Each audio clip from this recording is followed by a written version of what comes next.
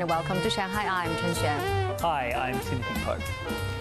In our last episode, we discussed how apps developed in China, from games to social media, e-commerce, finance, and even short dramas, are gaining increasing popularity in the West, and notably in the United States. Today, we're going to bring you more insights on why they've gone viral and go deep into stories behind their success. While big-name tech giants including Google, Amazon, and Facebook have long been a destination for app ads, TikTok has now joined the list and proved to be a strong contender. So TikTok went from your client customer to a partner. So now they're a partner and a customer. And once we onboarded them as an ad network to our platform, all of a sudden, all our customers, thousands and thousands of apps, started to buy on TikTok. So automatically, TikTok started selling to all our customers overnight. What types of Chinese apps are achieving great popularity in foreign markets? When it started, I would say 10 years ago, even 11, 12, it was mainly kind of utility apps, more of a technical apps like this. And gaming. All the way to today, that we see every single vertical, whether it's entertainment, streaming, e-commerce, huge, finance, you name it, basically everything. All the way to, this is, I would say, more recent, hyper-localized apps for the destination market, whether it's trading or stock trading, or TikTok is a great example because you have the content of the users normally in different cultures, short drama. That is mind-blowing because you basically deliver an app that is not one-size-fits-all. You really need to adapt and localize the app experience to the local market. Do they know and build it accordingly. Local users better than the apps developed locally? I don't think so, no. No. But I tell you, they have the fresh mind. They have an empty mind. In the professional and the expert mind, there are limited possibilities. In the beginner's mind, there are infinite amount of possibilities. They see the same problem with a different perspective, different point of view. So they crack this problem very differently than everybody trying to crack it. And you come there and you say, easy, that can be this and that. And this is not because even when you're smarter, maybe you're smarter. This is because you don't know about this industry. To figure out something that people have never thought about. Yeah, I mean, because you're there, and our brain, human brain, is kind of programmed into in boxes, zones. comfort zones, and boxes to create this that you're getting familiar with something, and it's really hard to think out the box. Can you share the names of some of the most well-known? All the major companies. I mean, it's like Baidu that I mentioned, Tencent and the various apps they have, Alibaba, Shein, you name it. Even TikTok. TikTok, we started to work with them when they were a startup company, like a very, very, very small operation. When it was Musical.ly, I think 2014. Do you think the development route of Chinese internet giants is different from those in the West? Yeah. When we got into China, people told me, hey, you're going to China, they're going to copy your product and stuff like that. I don't think that you can get that widely successful with copying. It just doesn't work. You can get inspiration. What we're seeing in the last couple of years, actually this is going on for the last more than 6 years, that it's kind of the reverse. Western companies are copying from Chinese companies. Why?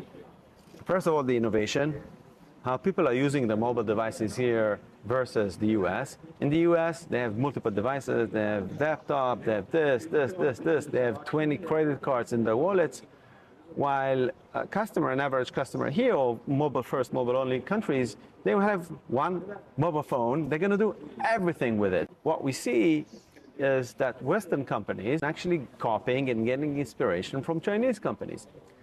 So what happened for us is working closely with customers in China allowed us to do what? To see the future.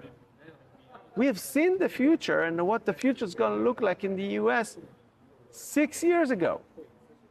And the kind of product that they're probably going to need when they going to get there. I suppose you've got a good relationship with big internet platforms like Google, Amazon, and also you're cooperating with those apps who are having their buying advertisement on those platforms. Mm-hmm. What do you think the development of Chinese apps have brought to their business? Revenues. Do you think the development of Chinese tech firms and apps is a good thing for the U.S. economy and U.S. tech firms? Absolutely. Everybody that have an app need to work with these platforms.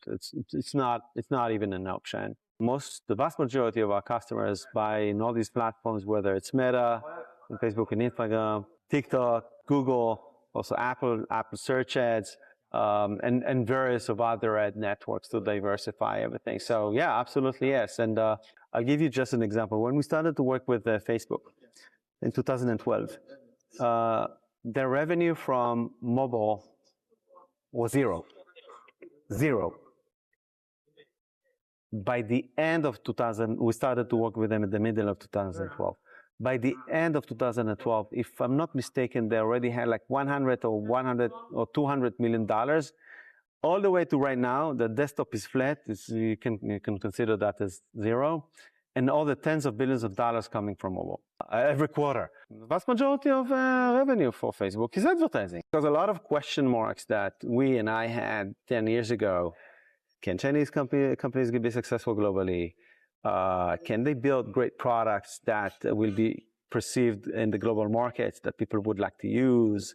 And so many other question marks. Everything you checked is a yes. The U.S. is this year taking a lot of measures against other countries. Some saying that their tariffs are affecting the e-commerce platforms from China, like Temu. That would then affect the advertisement income for Facebook, Google. Did that happen? Mm-hmm. If you are not a stock trader, and if you have a long-term horizon, you don't need to worry. You need to know that problems are coming. You need to know that we are going to face adversity and challenges, but we need to trust ourselves to dedicate and lean into the problem and solve it. I truly believe that opportunities are created when there are problems.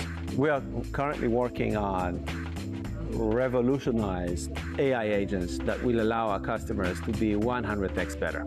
Thank you for your time. Thank you. Sure. It was a very inspiring talk with Oran Canyon. The inspiration doesn't just come from having learned how China's apps have gone viral, but understanding the new business mindset and what defines a success in the digital world.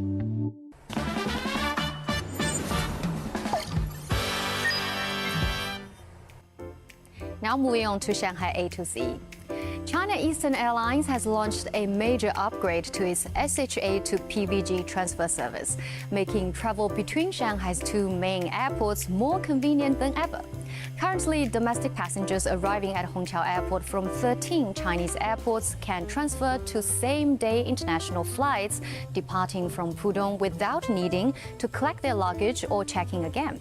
The upgraded service facilitates connections to 47 international destinations, including Australia, New Zealand, Japan, South Korea, and countries in Southeast Asia.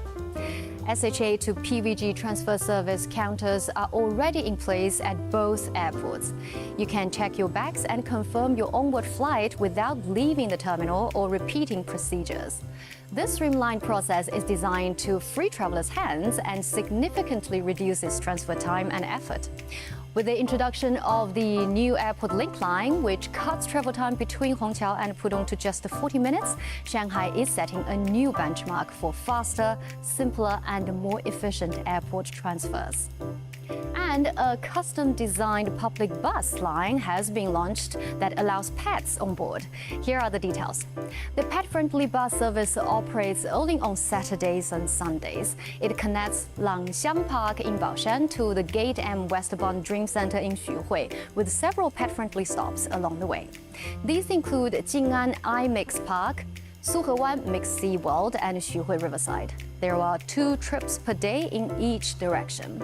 The first bus leaves at 3 p.m. and the second at 7 p.m. from Langxiang Park.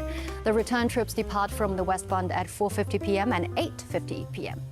Tickets can be reserved in advance via Suishenxing app, and each ticket costs 20 yuan and covers 1 person and 1 pet. On-the-spot ticket purchases via QR code if seats still remain available. there are some rules you need to know before you book the tickets. Only dogs and cats with the shoulder height less than 40 centimeters are allowed. And dog owners must present a valid dog license. Cat owners must show a vaccination certificate. Dogs must be on a leash or harness. Pets must sit on the designated seat mat. Aggressive or banned dog breeds under Shanghai's regulations will not be allowed. And pet owners are required to bring diapers, pee pads, and waste bags. Each bus is staffed with a trained safety officer who checks documents, monitor pet behavior, and offer help if needed. Well, now time for ShanghaiEye Q&A. Today's question is from Judy in the United States. What are the different types of residence permits for expats in China? Well, Judy, there are several different types of residence permits, and they can be valid from 3 months to 5 years. Permanent residence is usually valid for 10 years or 5 years for children under 18. And permanent residency means exactly that. Although the permanent residence card is only valid for 10 years, holders just need to renew their card before the expiry date. If you have a question for us, you can find us on the socials. We always love hearing from you, and you can find all our content online as well, and join us here on Dragon TV Monday to Friday. Thank you so much for watching, and see you next time. Bye-bye.